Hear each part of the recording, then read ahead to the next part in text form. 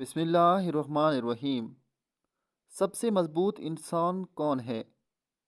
حضرت انس رضی اللہ تعالیٰ عنہ سے روایت ہے کہ نبی کریم صلی اللہ علیہ وآلہ وسلم کو کچھ لوگوں کے پاس سے گزرے جو پتھر اٹھا رہے تھے۔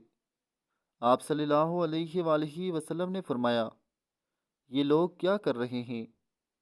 لوگوں نے کہا کہ یہ پتھر اٹھا کر سختی قوت مضبوطی حاصل کرنا چاہتے ہیں۔ نبی کریم صلی اللہ علیہ وآلہ وسلم نے فرمایا، کیا میں تمہیں اس سے بھی قوت والی یا مضبوط چیز نہ بتلاؤں؟ یا اسی طرح کی کوئی بات کہی۔ وہ شخص جو غصے کے وقت اپنے آپ کو قابو میں رکھتا ہے وہ اس سے زیادہ قوت والا اور مضبوط ہے۔ دعا ہے اللہ پاک ہمیں اپنے غصے پر قابو رکھنے کی توفیق عطا فرمائے۔ آمین ثم آمین۔